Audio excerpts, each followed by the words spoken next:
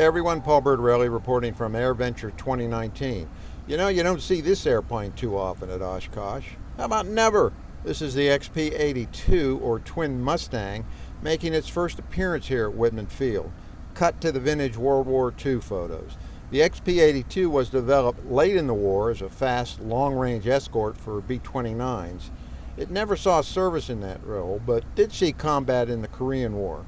This particular example had a hard life as a test aircraft for NACA, NASA's precursor. Going to the Matting crowd shots here, you can see how popular it is on Boeing Plaza. This man restored it from a wreck. He's Tom Reilly, and everyone who knows warbirds knows Tom. This airplane came from Walter Sablata's facility in Newberry, Ohio, and in 2007, as I saw it up there, with just a single left-hand fuselage and miscellaneous other small parts.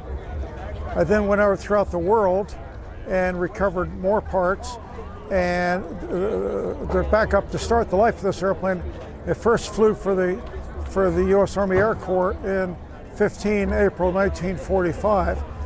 It's too late to see service during World War II, and this was the first one to fly. This is the prototype.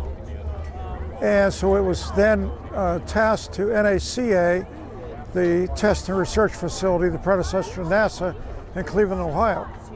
It flew there until November, early December, late November 49, where it skidded off the side of the runway, and one wheel went into the muck, into the ice, and bent the center section. They didn't need the airplane anymore. They'd already flown it 335 hours. They were doing research and development with it. It shot bullets and dropped bombs and rockets and all that, you know, for everything from middle 45 until late 49. Then it got the accident there and decided they're going to scrap it. Walter Sablata went up there and said, "Don't scrap it, I want it." He paid $300 for the airplane, and he carefully cut it apart with a chainsaw and unbolted things and chainsawed other things and brought it home to his farm. 3 months later, they came back to him and they said, "Look, all these airplanes are going to Korea to fight. We need this airplane back to test the destruction." So he gave everything back to them except for anything he unbolted off the right fuselage, and he kept the left fuselage. When they got finished with it, you know, crushing everything and bending everything, they gave him everything back. We found all those parts under B-52 scrap parts years later. So I bought it from him in 2007 or early 2008.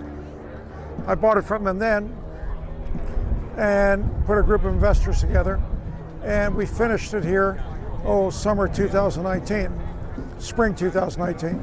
We found everything, but a lot of them was busted. We bought a fatal crash out of Alaska. The right-hand fuselage had been scrapped out of the remaining 82s in Alaska, and they cut it in half right there by the fire door you see right there. And I had from there forward, we've had to,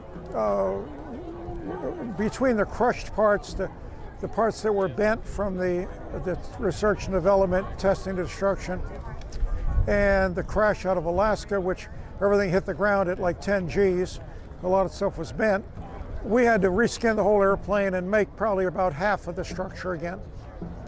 Engines, or Merlins, the first 22 airplanes had Rolls-Royce Merlins.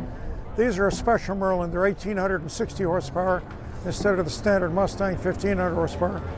The left-hand turning engine, which is this right-hand engine, was found brand new in a box in a garage in Mexico City. There are only 40 left-hand turning engines built. The first 22 airplanes were Merlin powered. The last 250, 272 total built, were Allison powered. So we found one of the spare engines they built. 22 of these engines went into airplanes, and there are 40 spares manufactured. So we found the brand new spare one in Mexico City.